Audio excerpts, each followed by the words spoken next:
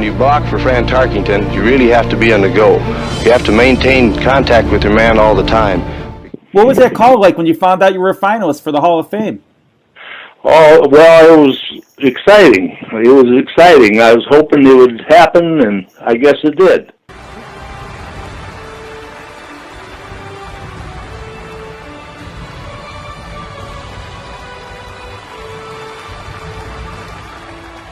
Hey, everybody.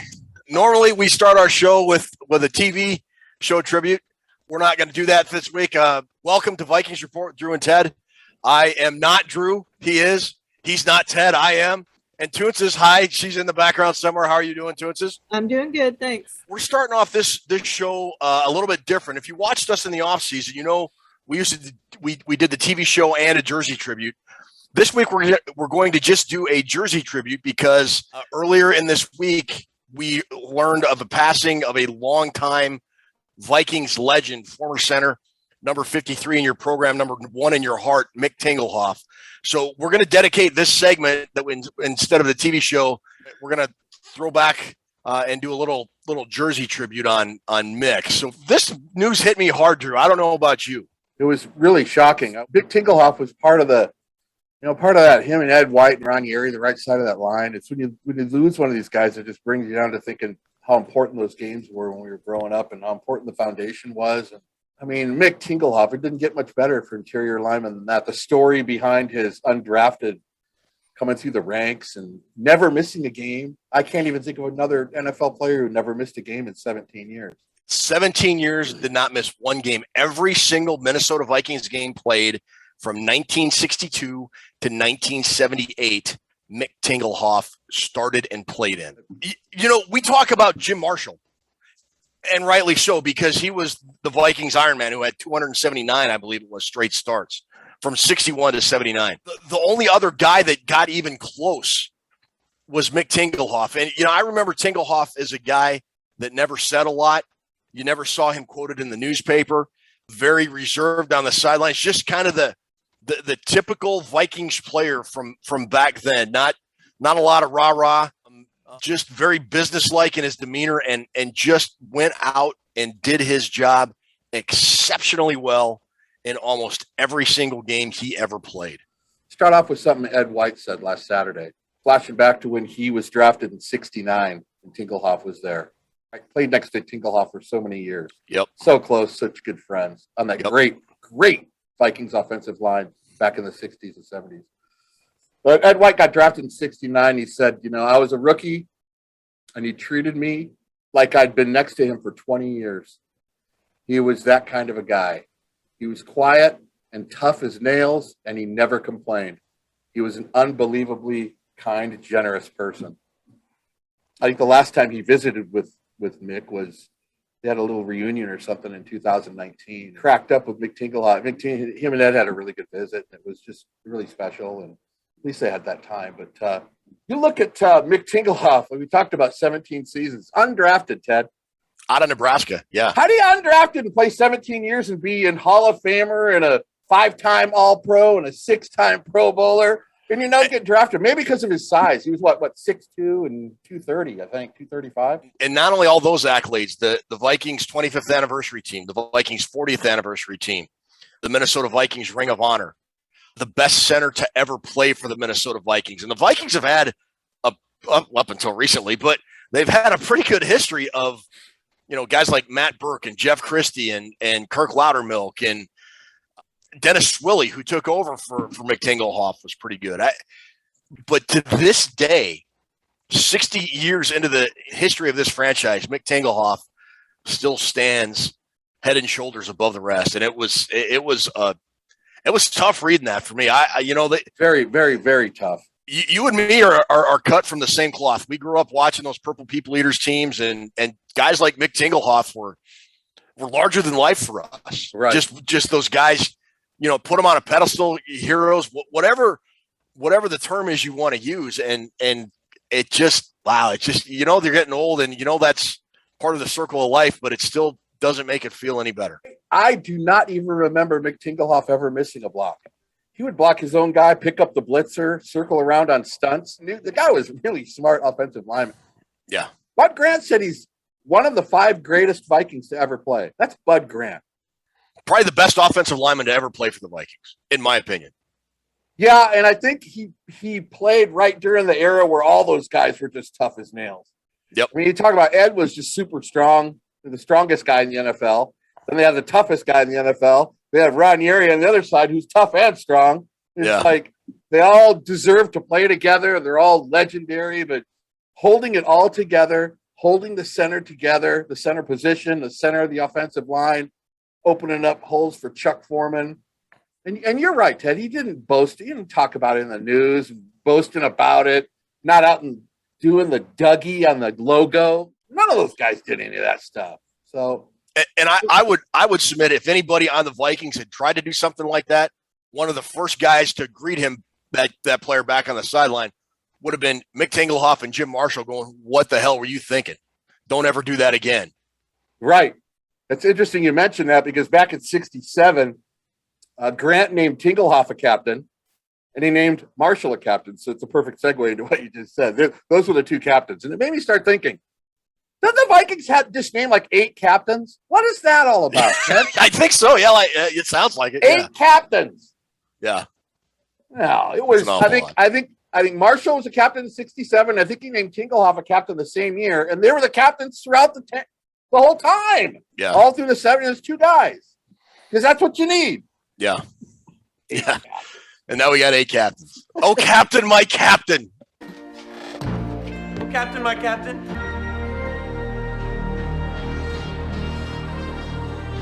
You're dead on the deck. For 8 captains, they look like they were on captain yesterday. They got a little captain in them. Got a little captain in you. No, Mick Tinglehoff. I got one tidbit to head out of Mick Tinglehoff, then I'll let you finish it up with him. All right. Fred Zamberletti, who died back in 2018, the great athletic trainer, the longest tenured Viking ever.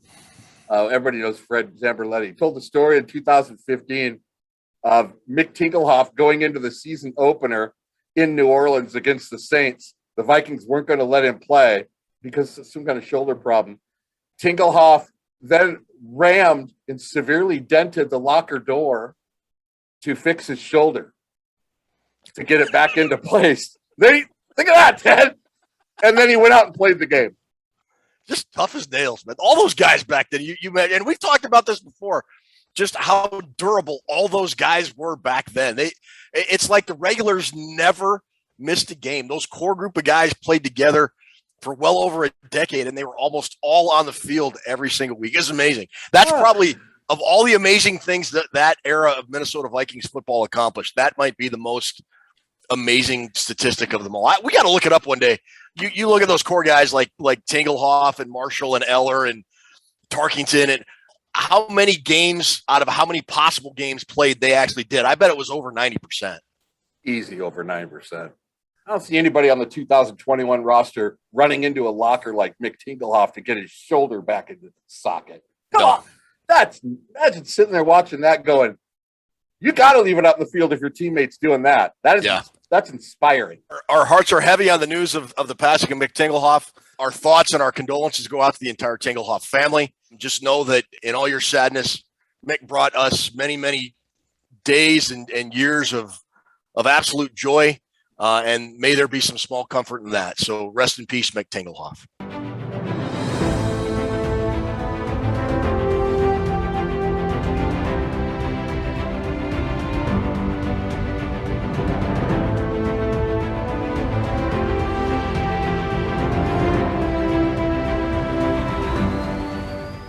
Now, a little bit more lighthearted. We move along. Last week, we started a season-long contest. We finished our over-under contest, if we remember, and we'll reveal the winner of that at the end of the year. Last week, we started a season-long fantasy football contest. Each week, Drew, Toonces, and I are going to pick one quarterback, one running back, 2 wide receivers, and a tight end, total them up in a standard PPR point scoring system, and we had our first winner, and it wasn't me. And you got the most votes. Drew. Majority of the people picked Ted Glover's team, and he didn't win. I didn't. Drew, did you win? I did not. Would mean who won? I had the second most votes. You had the most votes. People got on your boat. People were paddling your boat right along. Ted Glover. You got everybody row the boat. Sky Mago, go first. Thanks. Oh, wait, I'm going to jump on Drew's boat. you and I were apparently the captain of the Titanic last week because only two people picked Toonces, who won, I think, rather convincingly, didn't she? I mean, she pretty much whipped our rear end. Austin 316 says I just whipped your ass. Iceberg dead ahead. Iceberg, dead ahead! Iceberg, dead ahead, sir! Toonces ended up with the top team, and only two people picked her team. Stephen Hilston and GMAC 72, who won a prize on our live show yesterday. By the way, GMAC 72's rolling, man. Yeah, he won a prize yesterday on our live telecast after the Vikings game against Cincinnati. Toonces won the week. She had 121.9 points. You were second. You were second with 78.9. Okay. And I have a touch under 50. Hey, I still got one guy playing tonight, though. Yeah, who we're do you recording before Monday Night Football. Hollywood Brown. Okay. If Hollywood Brown rips off 9 touchdowns, I'm going to win. So you have a touch of Ebola, is what you're telling me. Oh, big Ebola. Big old giant Ebola. Hollywood Ebola. So I'm not going to catch up. Toonces wins the first week. So we're going to have our fantasy football segment a little bit. Make sure you enter if you haven't. There's plenty of time to catch up. There's still 16 games, 16 weeks of games, and there's only 2 people with one victory. So it's anybody's game. That's a good point, Ted. Only 2 people picked Toonces' team, so that's like kind of like the NFC North right now. You still got a shot. Nobody really gains ground on anybody. So with your first place Minnesota Fighting Vikings at 0-1. Yeah, baby. What a start yesterday. I'm jacked on that, man. All right. So that's our fantasy football stuff. All right. So let's get back to some of our Vikings news. We talked about the game yesterday. We'll probably go back and refer to a couple of segments in the game. But if you want to get our thoughts on yesterday's game, go to our YouTube page, check out Vikings Report Rewind. We said everything I think there was to say as of 4:00 Central Time yesterday afternoon. But one of the things that came out, and I think this sort of goes into what happened Sunday and where we might be heading, is Matthew Collar, Vikings beat writer, had this tweet, and he said, Mike Zimmer said he got together with Kirk Cousins to watch film on the Bengals defense. Said that was the first time he's done that with Kirk, and that he used to do that with Teddy. And ... Cousins asked him to. I don't even know what to think of that the head coach hasn't watched film. I could see it maybe not happening every week, and I don't think it needs to be a weekly ritual, but not watching film with your starting quarterback for the first 3 full years he's here, and not until the quarterback asked him to, hey, coach. It's like that song Cats in the Cradle. the son, the dad never hangs out with them. And the cat's in the cradle and a silver spoon. Little boy blue and the man on the moon. Got a lot to do, son. That's okay. Cat's in the cradle and the silver spoon. You ain't Bud Grant and you ain't Warren Moon. When you gonna win, Dad? I don't know when. Oh. We'll get together then, son. You know we'll have a good time then. Anyway. Anyways, I mean, like, am I overreacting? Is this something that is abnormal, or is this something that goes on a lot? The first thing, as soon as I mention it, the first people jump out that say, come on, Drew, that's the offensive coordinator's job. You delegate that to the offensive coordinator, which, I don't know. Chuck Noll sat in, watched film with Terry Bradshaw like 8 hours a day. So if you want to say Chuck Noll doesn't know what he's doing, go right ahead and say it. But I think you need to be dialed in with your quarterback. Plus, you can't really use that argument because he did it with Teddy. So why would he do it with one quarterback and not with another? Honestly, that was the key takeaway for me. Because if Zimmer had not watched film with any of his quarterbacks, okay, fine. But he watches it with Teddy, and he doesn't watch it with, I don't know if he did with Case or Sam, but he didn't for 3 years with his starting quarterback that they went out and got specifically to win a Super Bowl in 2018. This is the guy that they all said the Vikings management sold us on. This is the missing link. This is the guy. I would think Mike Zimmer would have got him into the film room and said, look, Kirk, let's watch film of what you did in Washington. You tell me what you do well and what you're comfortable with. And then I will look at some of the defenses and I will say, look, this is what I think based on that, what you've just told me, what a lot of defenses will come at us with, because Mike Zimmer's an exceptional defensive mind. I don't care what anybody says, exceptional defensive mind. And I think they could have come up with some sort of playbook that would have made Kirk Cousins set up for success as much as possible to begin with. And it appears they didn't do that. You do whatever it takes to get an advantage on the team you're playing. Whatever it takes to make your team better. If you're walking the dog and somebody says you'll probably win if you take the dog for another lap. Well, you know what, Fido? Have a drink of water. We're going for another lap. Oh man, what a good day to go outside and walk my dog. Bark. You do whatever you can. You remember when Bledsoe got knocked senseless? Brady took over, finished the game. The next day, Belichick called him in the office or the film room, sat him down, gave him a piece of paper, and he said, "What plays do you like?" And Brady went, all right, started jotting down X square, slant list, screen pat, whatever. Belichick said, all right, we're going to fire up all the film on those plays, and we're going to watch them together. And you're going to tell me what specifically you like about them. That's what you do. That's what you do. I don't think there's an excuse for it. I don't think so either. And people that are defending Zimmer with this tweet, and there was a huge discussion on Twitter when Matthew Collar put this out. Well, Teddy Bridgewater was a rookie, and okay, that's fine, and that's valid. But whether you're a rookie or whether you're a 7 or 8 year guy, I would think the key component for a solid relationship and a good, positive locker room that helps teams when the going gets tough, as it were, would be the coach and his quarterback being on the same page and understanding what each other is thinking in almost every possible game situation when the offense is out on the field. And I don't think that's there. I think Mike Zimmer abdicated the offense about the time Kirk Cousins got here. He hired John DeFilippo, and then, the 17 other offensive coordinators, and now we're at Clint, son of Gary. He's just taken a hands-off approach, and I think we may be seeing the result of that coming to fruition.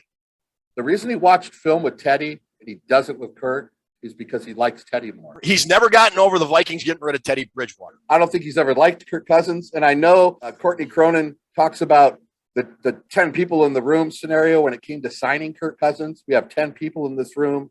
Nobody's leaving until we get a 10 for 10 vote. If one person's against it, we're not doing it. You know what? They walked out of there. They were all for it. But I don't think Zimmer really was.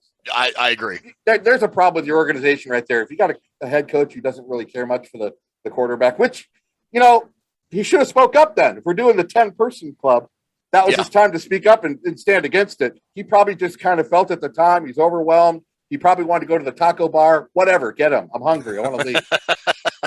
You know what I'm saying? He kind of got coerced into doing it or something, but it doesn't seem like Kirk's really been his guy from the beginning, has it? It's certainly not like Teddy. Doesn't seem like that at all, no. They show it on sidelines and Zimmer's squirting water in Teddy's mouth and tying his shoelaces for him.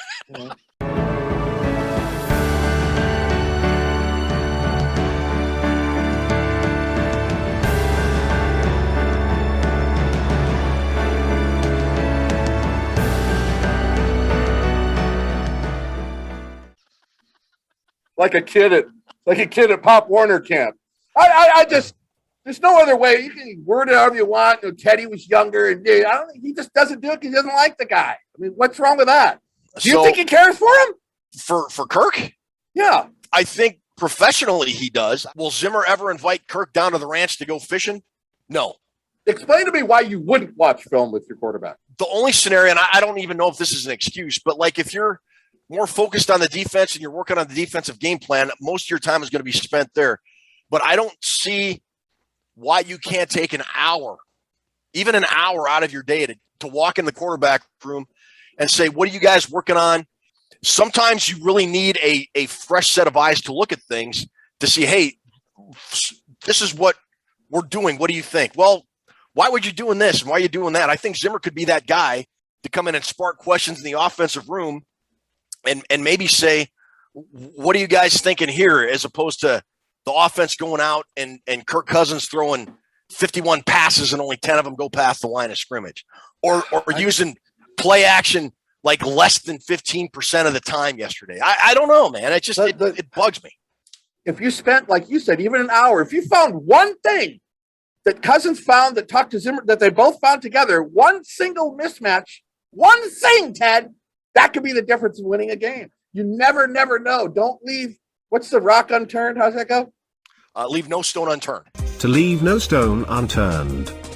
When you are determined to achieve something, you go all out of your way to make sure that you achieve it. That's right. Like back when you flew those helicopters, I bet you knew every gauge on that thing. And if one's split in red, you're going, that's a stone unturned that we got to check out. We've got that as a backdrop, which happened before the game, and then we saw the game, and then there was the game. And I just alluded to this a little bit. We'll put this graphic up. Kirk Cousins, 36 of 49, 351 yards, 2 TDs. Now, at face value, that's a pretty good day. But when you look at this graphic, it shows how far the ball traveled downfield when it left Kirk Cousins' hand. And the bottom line is, I'm counting 11 of 49 passes went 10 yards or more. 6 went more than 50 yards, and 4 went more than 20 yards. You know, there are a lot of people that defend Kirk Cousins on the stats, and well, he's, 350 yards, 2 touchdowns, quarterback rating was 130, whatever the hell it was. This is the only stat I need right here. Look on your face, dude. You're just like, that's so Ted Glover. What the heck? Whatever the hell it was. I want this graphic to be seared into your eyes, because this is the only Kirk Cousins graphic you need. And at the end of 3 quarters, we mentioned this on the live show yesterday. Chad Graff tweeted out the average yards downfield throw for Kirk Cousins was 5.1, which means he threw on average of all his throws through the end of 3 quarters, the ball traveled 5 yards downfield. Tell me you're going to win a lot of football games thinking you're going to successfully execute 10, 12, 15 play drives against an NFL defense, even if it may be a team that was as bad as the Cincinnati Bengals last year. Couple that on with all the 3rd and longs they had. They had 3rd and 20 all day. So couple those 2 things together. If you're throwing for 5.1, 5.1 was his passes thrown average at the end of 3 quarters. He didn't throw a lot of Russell Wilson rainbows in the 4th quarter. Let me take this back to what we were just talking about. Okay. Maybe if the head coach had been sitting in on some of those meetings, or popped his head in the room, and Kirk put himself in that little plexiglass bubble like he said he was going to do. Sorry. Maybe Mike Zimmer, being that fresh set of eyes, could have said, hey, your game plan looks like a lot of 5 and 6 yard this and that. And oh, by the way, maybe that's just not the best of ideas. Why don't we look to stretch it out? Although conversely, if Mike Zimmer to walk in the room and Clint Kubiak had nothing but a World War II, a B-17 1,000 plane air raid plan. The bombs go down. This is the moment when the Sperry bomb sight, the amazing mechanical brain of the force, has pinpointed the target.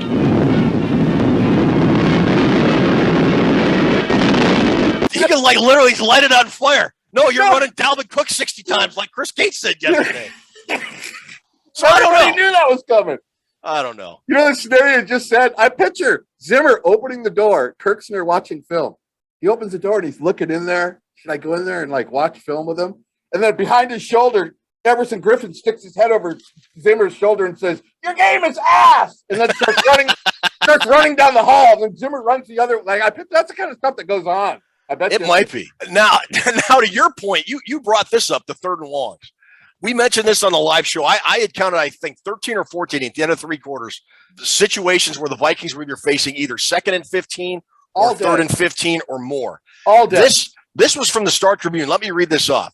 Okay. In Sunday's 27-24 overtime loss of the Bengals, the Vikings faced 9 third downs of 10 yards or more and 6 of at least 15 yards. Their most in a game since Pro Football Reference began compiling play-by-play data in 1994. So congratulations, Minnesota Vikings. You've set another only the Vikings could do this thing. Zimmer has quite a few of those. Safeties in a quarter, a bunch of most points given up in a whatever. He has a lot of those kind of records. See? Who made the big play when it mattered yesterday? Which quarterback? Joe Burrow. Kirk didn't. And this leads to kind of our final point in here. And it's a guy by the name of Phil Mackey. He's either loved or hated in Vikings land. A lot of people don't like him because they think he's too negative. And he said, a large portion of Vikings fans bend over backwards after every loss to explain why it wasn't Kirk's fault. And that's true. And sometimes that defense is warranted. I mean, there are people that just want to blame Kirk for absolutely everything all the time, and that's crap. That's just not true. I agree. But and he even says, was today's loss Kirk's fault? No, it wasn't. And I agree, it was not. Do you think it was Kirk Cousins' fault, the reason the Vikings lost, Drew? No. Okay. But do a top 6 or 7 quarterback in the NFL find a way to rise up and beat the Bengals in that game? Yes, they do. Is Kirk paid like a top 3 quarterback? Yes, he is. In terms of cap percentage, he is. He's the 2nd or 3rd highest guy in the league. So he goes on to say, what is the point of paying top 3 money to a quarterback if he isn't able to rise up and bail the team out on a fairly regular basis? See Mahomes, Russell Wilson, Brady, etc. He said, that's my point. It's not always about fault. It's about solutions when the game is on the line. And more often than not, the Vikings and Kirk Cousins don't have a solution for when they are needing a big play.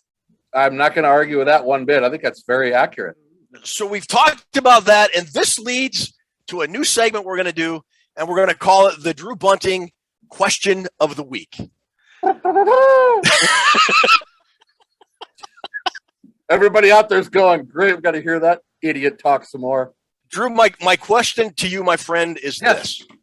After 1 week, because we have all said this is make or break season, go to the playoffs, get to the Super Bowl, make a deep playoff run. Deep playoff run means either beating Tampa Bay or meeting Tampa Bay in the NFC Championship or beating them in the playoffs. Okay.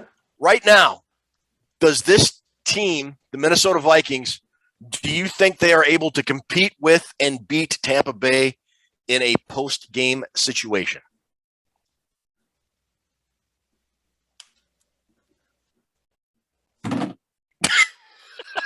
Unbelievable. Big old moment. Drew, question of the week, and he asked me that. I don't have an answer. Come on. Ask me the real question. I get what you're doing here, Ted. You're messing with me. That is really the question. Both those teams I saw initially last Thursday or whenever the opening day was for NFL football were on a completely different level than the Vikings. They're not even close to Tampa Bay, Ted. Think about Tampa Bay. I would argue played a sloppy game. They had, 4 turnovers? Had some untimely penalties? They played a terrible game, but they found a way to win. And the Minnesota Vikings played a terrible game and did not win. But you see the leadership of Tampa Bay from Arians to Brady. You see the leadership just like oozing everywhere, dude.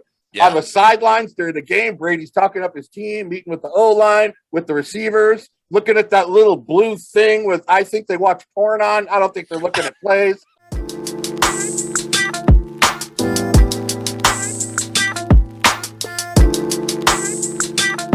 To be honest, that tablet thing, I've never seen the front of it. I've never seen it. I swear that skin flicks on those things. You imagine Tom Brady with all those false starts the Vikings were doing. That guy's head would have exploded. Yeah. It's like a bowling league. You got those teams that are really serious, that match up, that like scout the other teams. We're going to put Fred up against this guy because he's a lefty. He bowls better on lane 2. Over the line! Huh? I'm sorry, Smokey. You were over the line. That's a foul. And he has an average of 237. And then you got the team that just flops in there with their flip-flops on. They're already buzzed. Whoa! They don't care about bowling. They want to get more drunk than they already are. Yeah, well, that's just like your opinion, man. That's how I see Tampa Bay. Minnesota is so far behind Tampa Bay, dude. That's the Drew Bunting question of the week. So it is time to do our fantasy football. Now, we're also kind of in league with Vikings Uncensored. We're doing a season-long competition, and I think they got the better of us week 1, didn't they? Oh, dude. They beat us. They totaled 193.6. Mm-hmm. You and I are at like 128 right now. We got one guy playing tonight, but he's not going to get 70. So, well, this week Toonces takes the lead. She's 1-0, and like we said earlier, only 2 people picked her. So this is your chance to get back in this thing. Wait, that is a custom prize card collection put together. That's going to be our prize for whoever wins the Fantasy Football Challenge. So this week, Toonces, since you won, do you want to go ahead and reveal who your team is this week? So now, folks, remember, we've got 1 quarterback, 1 running back, 2 wide receivers, and 1 tight end. This week's championship team is Tom Brady, Chase Edmonds, Devontae Adams, A.J. Brown, and George Kittle over the middle. Pretty good team. Another formidable lineup. Drew, what's your team looking like this week? Tom Brady's my quarterback. My running back is Melvin Gordon from the Broncos. My wide receiver, one of them is Devontae Adams. The other wide receiver, I'm going to ride on the power of Toonces' choice last week and go with Deebo Samuel from the 49ers. And my tight end is TJ Hawkinson of the Lions. So, quarterback, Justin Herbert of the Los Angeles Chargers. My running back is Aaron Jones from that team from Wisconsin. Wide receiver, DK Metcalf, Seattle. My other wide receiver is going to be Mike Evans from Tampa. So I might get some bleed-off points from Toonces and help neutralize the Brady effect. And my tight end is Mike Gesicki of the Miami Dolphins.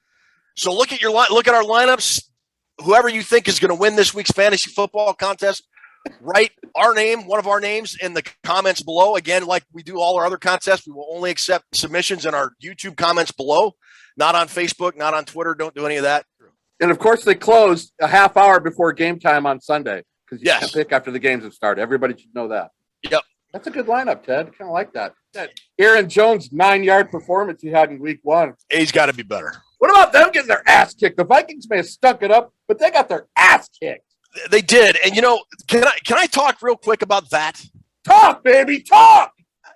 One thing that is really starting to piss me off. You know what really grinds my gears? Well, we may stink, but at least the Packers lost. You know what? Irritating? I don't care. Irritating. I don't care what the Packers do. I don't care what the Lions do. I don't care what the Bears do. I want the Vikings to win, and I want them to be good. And if you think being a fan is, well, my team sucks, but your team sucks worse, no, you're wrong. Shut up. Be a Vikings fan. Don't worry about what other teams do. Worry about your team. God, I'm sick of that. Well, we're pretty good fans of the Packers lost, so yay. Yeah, Rodgers sucks. I don't care. Be good, Minnesota. Yeah, I'm with you, dude. That is so frustrating. When I was a kid, I had a problem chewing food with my mouth open. I'd do that. And it would irritate the crap out of my dad. This is that. The Packers are good is like little Teddy Glover. That's what that is. It's irritating. And it sucks, and you're going to stop it. I'm done. Off my soapbox. My bad. That was beautiful, dude. All right. It is on to our game preview.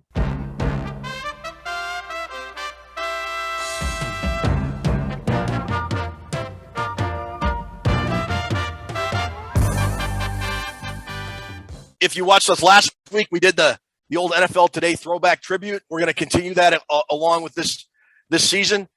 This week, the Minnesota Vikings 0-1 traveled to the Arizona Cardinals 1-0. They beat the Tennessee Titans 38-13 in Nashville yesterday. Probably the most shocking NFL game was that, don't you think? Was there one that you thought was more surprising than that one? I think the score of the Saints-Packers game was probably more surprising, but I think who won and who didn't win, you got to consider that Cardinals game arguably the big. Well, the Dolphins beat New England. I don't know. There are a couple upsets, I think, in week 1, but that's right up there with them. Yeah. How we do this is we go through all these different categories: quarterback, running game, receiving game, O-line, D-line, linebackers, secondary, run zone defense, special teams, coaching, and intangibles. My favorite category. Ted chopping his food at the table. My dad just doing this. All right. We're going to start off with quarterback. I swear this show is therapeutic to my soul, bro. I love it. I love laughing with you, man. It's great. So, Kirk Cousins against Kyler Murray. Drew, why don't you go first and take this category, and I'll take the next one. Kyler Murray he's too much of a playmaker to not get the check mark in this category for me, Ted. He can make plays all over the field. That's the element that Kirk Cousins doesn't give you any of. I mean, Lord knows I'd love to see him roll away from that pressure and hit somebody on a crossing route. I don't know. That's not, for some reason, that's not possible. So he has the advantage there. Kyler Murray was a very efficient yesterday with 21-32, 4 touchdowns, only 1 pick. And you know what's scary about it? To think that they rolled up 38 points on the Titans without Kyler Murray even have to use his feet. He only had 20 yards rushing. If the Cardinals are starting to roll people without Murray's use of his legs, that's frightening for the league. It is. They could be onto something there. So he gets the check mark in my book. I'm giving the check mark to the Cardinals with Kyler Murray. And, he gets a check mark from me. The only other thing I would say is, we talked about Kirk's yards per average. the Arizona Cardinals averaged 9 yards per attempt yesterday, almost double what the Vikings were doing. So, not only is Kyler Murray kind of a multi-dimensional quarterback, he's kind of an off-schedule guy, as the saying goes these days. Kirk isn't. Yeah, I give the check to quarterback there. Okay. The running game, not running back. I still think Dalvin Cook is the best running back of all the running backs that are going to be playing in this game. But you alluded to the running ability of Kyler Murray. Although he only had 20 yards, he is capable of doing a lot of damage on the ground. The Vikings in recent years have had a hard time dealing with a dual threat quarterback, as it were. The Cardinals running backs yesterday, Chase Edmonds and James Conner carried 28 times combined for 116 yards. When you add in the extra dimension of Kyler Murray, I'm going to give the running game to the Arizona Cardinals. I am too, Ted. I mean, the Vikings gave up 150 yards on the ground. Mixon's a good back. That's a lot of yards to give up. I think that there's still a work in progress on their run defense, which was horrid last year. When you're talking running backs, you also got to look at the defense that the runner is going to be going against. I think Cook is better than both Edmonds and James Conner. They're doing the committee thing there in Arizona. I think Cook is better than probably both of them combined. But you look at the team they're going up against also. The Cardinals held Derrick Henry to 58 yards rushing. Yeah, that impressive. 58 yards and held Tennessee to 86. So you got to look at who your running back is also going up against. Yeah, that has to factor into it. Vikings haven't fixed their porous run defense yet, I don't think. Maybe they need to still knock the rust off. Let me ask you something. The rust that's supposed to be knocked off in preseason, right? That's a good time to do it. Sure. Okay. I'll just make sure for next year. So learn a lesson for next year. We can get rid of that rust during the preseason. I give the check mark to the Cardinals running game, Ted. All righty. Receiving game. Drewster, you're up first, I think, this time.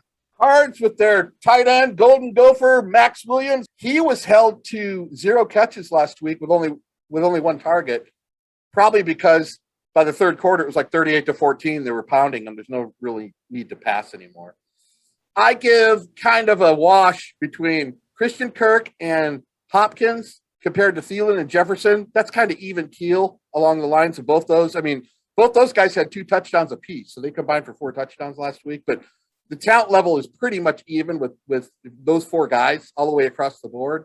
But with the X factor of Kyler Murray being able to make plays out of the pocket, and also our boy Rondale Moore could be a big X factor in the receiving game, slight edge for me for the Cardinals, Ted.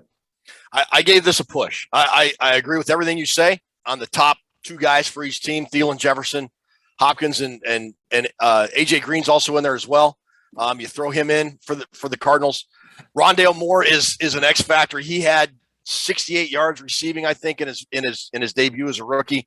Had a very good debut, but so did KJ Osborne.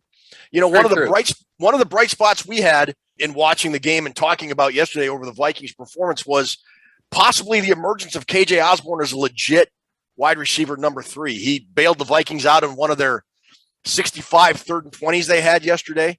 I think it's close, but I'm going to give him a push. I think the top 2 guys on each side are about even.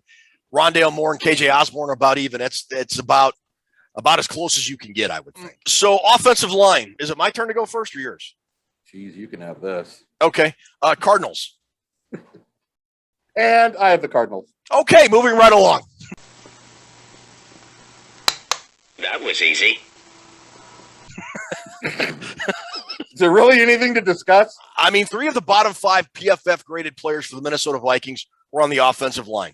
Garrett Bradbury, who looks no better through one game, Rashad Hill, and Oli Udoh. And they gave up 3 sacks. And not to mention the 100 false start penalties and the holding penalties, and Cardinals gets a check. All right, defensive line. Why don't you go first on this one, brother? Wow, this was another one for me that was really, really close. J.J. Watt, Chandler Jones rolled up 6 sacks in the Titans last week. Looked very good against the run. Vikings better work on their pass protection packages, Ted, or it's going to be a long, long, long day. Yep. They still look like they're trying to find their stride. The Vikings defensive line looked much better than last year, but still has a long way to go. So I gave the slight check to the Cardinals on this position.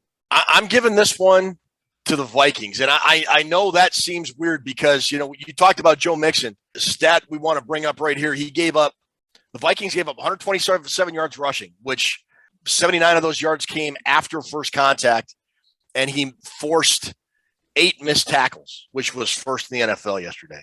Dude, Ted. Oh. That said, oh. it seemed like the Vikings interior line did a fairly okay job of containing Mixon until late in the game when he started gashing him for 6, 7, 8 yards late in the third and fourth quarter. The one thing I thought was encouraging for the defensive line is the ability to put pressure. They had 5 sacks on Joe Burrow yesterday, 2 by Michael Pierce, who didn't play last year because of COVID protocols. So I'm giving this barely to the Minnesota Vikings, but I will say this. The Arizona Cardinals play a 3-4, which is a look the Minnesota Vikings don't see very often. All the teams, most of the teams they play, and every other team in the NFC North, Packers play a little bit of 3-4, but most of the teams they play are your standard 4-3 sets. Rashad Lawrence is a big boy at nose tackle for Arizona, and Garrett Bradbury is going to be going up on him one-on-one for a good chunk of the day. And then you got J.J. Watt on the outside. He's not the player he was, but he's still going to be a handful for Rashad Hill. So maybe this might be a mistake, but I still think the Minnesota Vikings defensive line is a little bit better. So I'm going to go with them. Why don't you go ahead and talk about the linebackers? With Isaiah Simmons and Zimmer and Cousins, pure athleticism, I got to give right off the bat. I got to give the check mark to the linebackers. And you're not even mentioning Chandler Jones, who is back. He missed, let's see, I wrote this down. He missed 11 games last year, and in the previous 3 seasons, he had 19, 13, and 17 sacks. And he's going to be lining up on the outside. And, oh, by the way, he had not 1, not 2, not 3, but 5 quarterback sacks yesterday, just by himself. Isn't the record? What's the record? 7? I think it's 7 by Derek Thomas. Wow. Who's going to block him? Rashad Hill? Brian O'Neill, maybe? Because they had him listed as a left outside linebacker. So I'm guessing Brian O'Neill and a chipper for tight end? Yeah, I don't know. Running back to chip, blocked, I don't know. Chipper Jones or a wood chipper? Because Tyler Conklin ain't going to do it. Not to be mixed up with the great Chipper Jones. I give a check mark to them, to Cardinals. Yep, me too. Okay, so for the secondary, Patrick Peterson revenge game aside, there's not a lot of guys that jump out to you in the Cardinals secondary. They got Budda Baker, probably the biggest name guy, but they held Ryan Tannehill in check. Yes, they did. I mean, if there's an offense that mirrors the Minnesota Vikings, it's the Tennessee Titans, man, and they did a number on the Titans yesterday. I'm so based on that alone. Was it an anomaly? Was it a fluke? We'll find out Sunday. But for right now, I'm going to give that advantage to the Arizona Cardinals. Heavy run team, Tennessee. They figured out how to shut Henry down, and then they shut the pass down. They're already ahead of us on game planning because they're facing pretty much the same kind of offense. Yeah. It all goes with Henry in Tennessee, just like it goes with Cook in Minnesota. Baker, tremendous talent in the back end, man. They both got good safety. Him and Hitman are both really, really top quality safeties. I have to give the check mark to Arizona again, Ted. Red zone defense. Who you got? Offense. Is it offense or defense? It's defense. We're going to do some kind of red zone right now, folks. I'm doing the red zone offense. I don't know what the hell Ted Glover's going to do. Last week, the Vikings were 2-2 in the red zone. Arizona was 4-5, so both of them were pretty successful in the red zone. I'm going to give the check mark to the Vikings here, Ted, because when you have Dalvin Cook anywhere in the red zone, you got a big extra threat besides your wide receivers. Besides stealing it, when you got Dalvin Cook, you could throw it to him on the perimeter, have him run on the perimeter. He gives you a whole extra weapon in the red zone, and for that, I'm giving the Vikings the check mark. Okay. I'm going to give it to Arizona because of the added dimension that Kyler Murray gives you. They can set up in a run pass option kind of formation. You've got DeAndre Hopkins. I agree with you that Dalvin Cook's the better running back in short yardage goal line situations, but I think the Cardinals can provide a more varied formation and more looks than the Vikings would probably give you. And worst comes to worst, you just throw the ball up for DeAndre Hopkins, and he's taller than any other Vikings secondary player, and so I'm just going to give it to the Cardinals. All right, special teams. I'm going to give this one to the Vikings. I was thoroughly impressed with their special teams yesterday.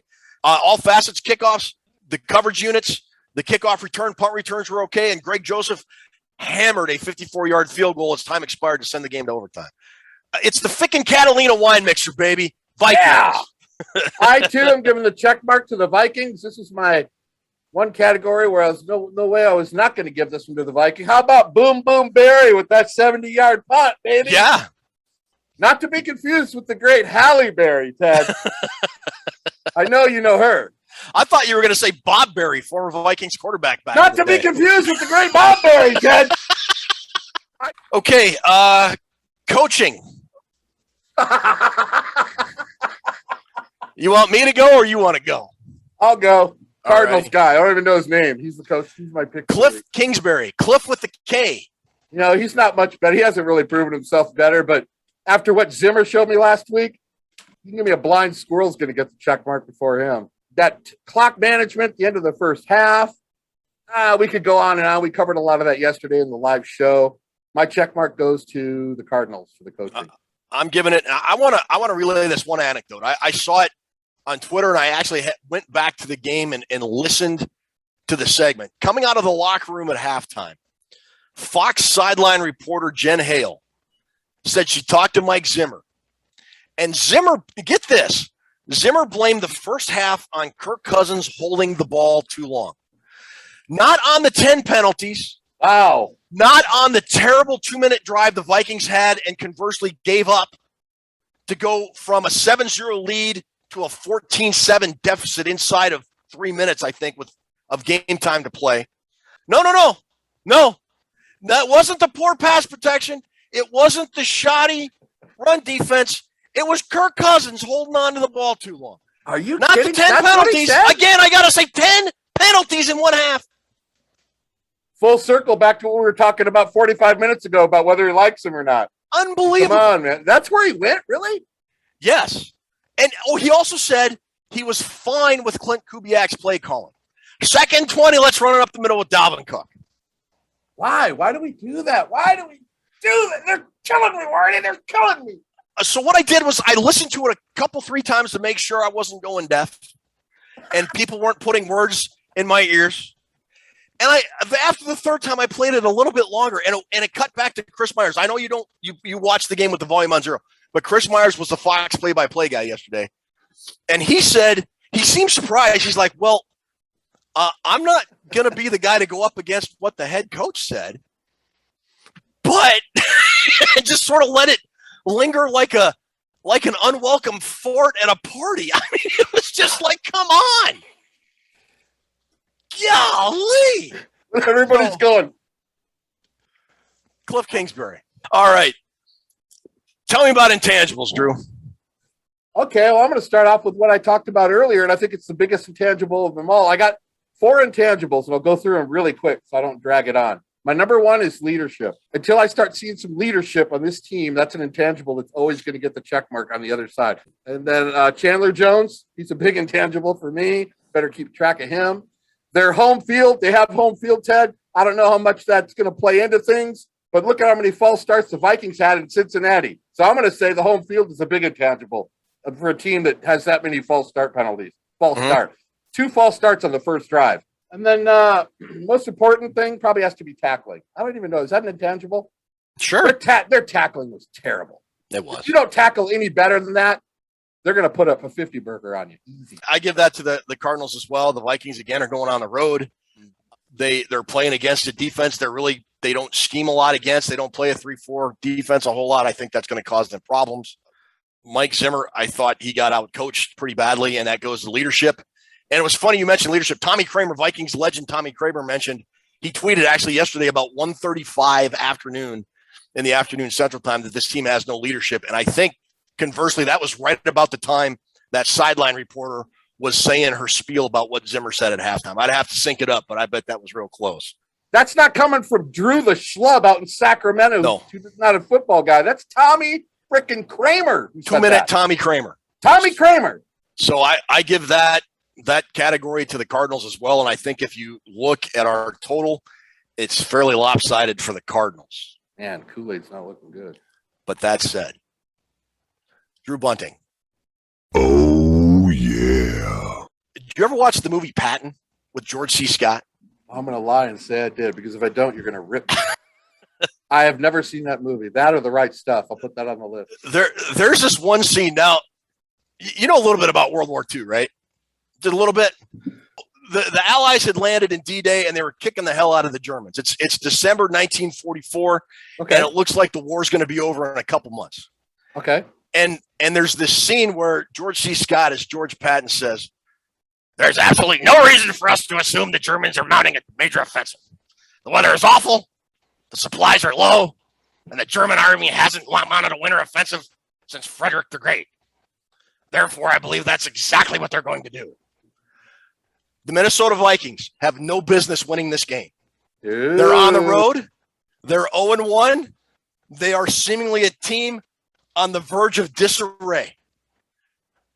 Bunch of penalties killed them.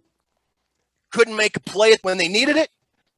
But ladies and gentlemen, the purple Kool-Aid is coming out. Oh, my God. Toonces. Look what's Toonces. Do you see this? Oh, man. And the Minnesota Vikings are going to pull a major upset. And just like in The Godfather Part 3, just when I thought I was out, they pull me back in. And they're going to shock the world and win this game they have absolutely no business winning. All right, so that's our weekly preview. We're going to end this segment like we always do with the Brent Musburger, Jimmy the Greek. Greek, so... You think the Cards are going to win about 20-16 or so? Every week, Brent was trying to sneak it in there, wasn't he? I got the Cardinals by about 9 or 10 in this one. All right, we're going to take a quick commercial break, and we'll be back, and we'll finish off the night with trivia. Hey, this Christmas party is getting a little too quiet. I think it's time we liven it up with my favorite Christmas gift, Mr. Microphone. Hey, what's that? Well, you set the dial on your FM radio and testing. Hey, I'm on the radio. These kids are having a fabulous time with Mr. Microphone, the cordless microphone that actually puts your voice on the radio.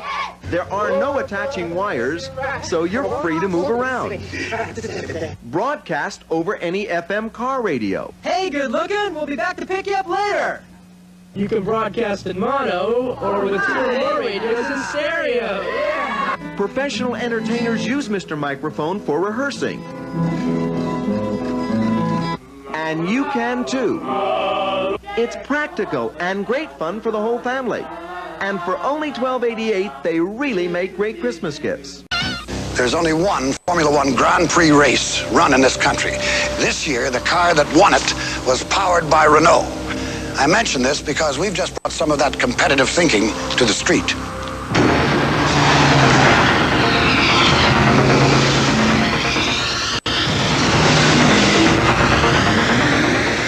Renault GTA. I consider it another Renault victory.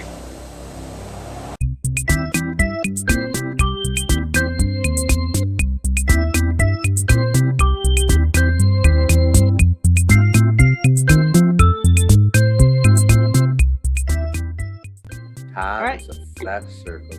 Shut up. Question 2. What year?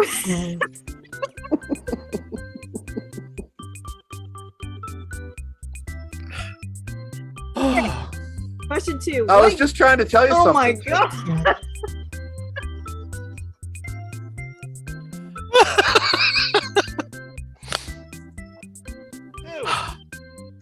Drew, can I ask question 2 now? Yeah. Okay. What are you waiting on? Toonces is really slowing this show down.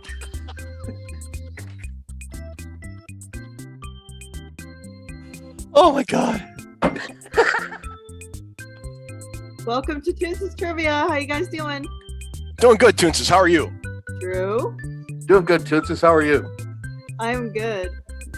Okay, so this week we have a possible 17 points that you guys can get. You're going to answer the questions together. Let's see if you can get 12. All right, first question. What is Mick Tinglehoff's full name?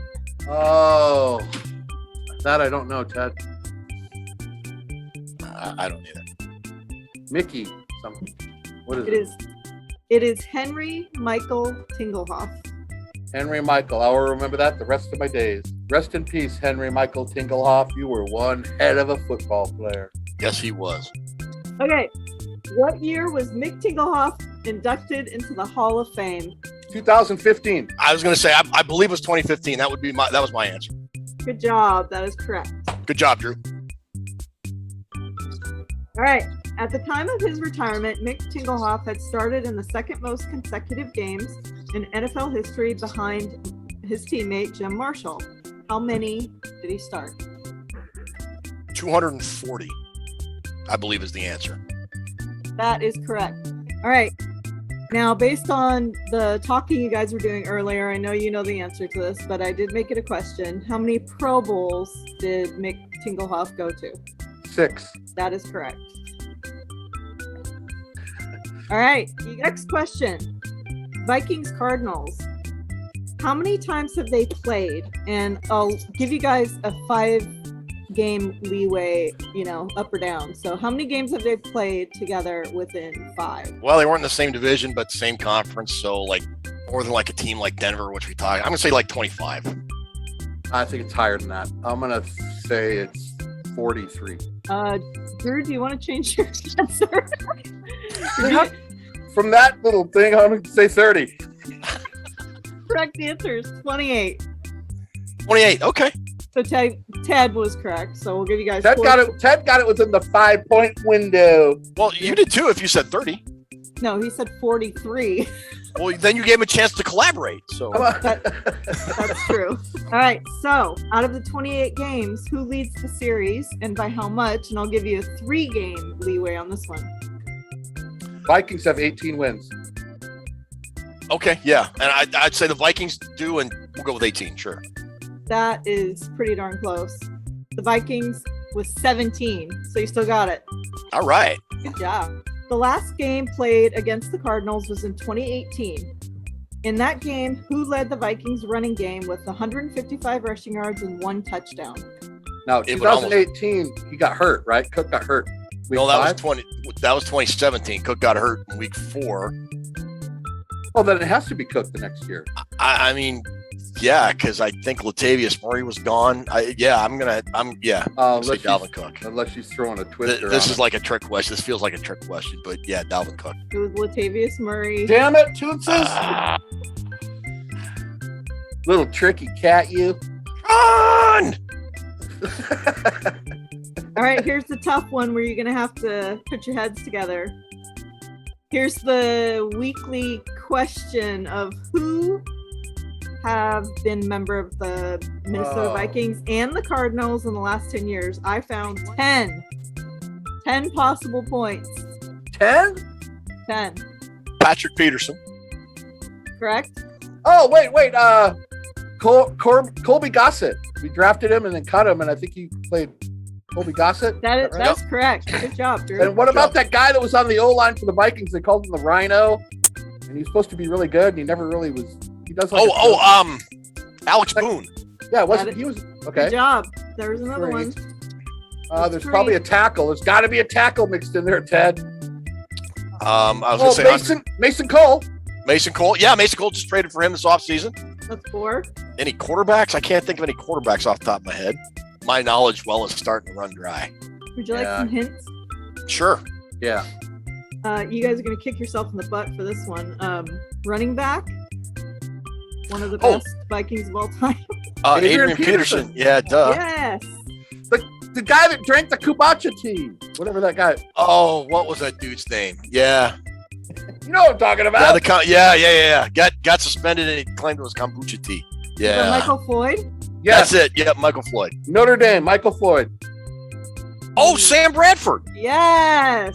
Because he finished, he hurt his knee in 2017 and played 3-4 games in Arizona, hurt his knee again, and then retired the next year. Yeah. I can't think of any more. I'll yell out the college. If I can give you the college, we get credit for it.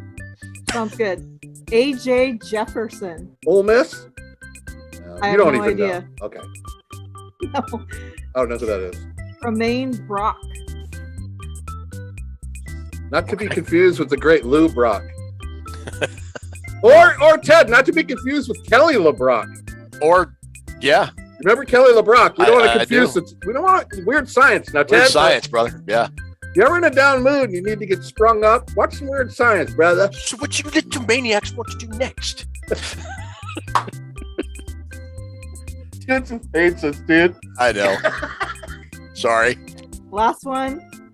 I don't know how to pronounce his first name, but I think his last name is Adenabo.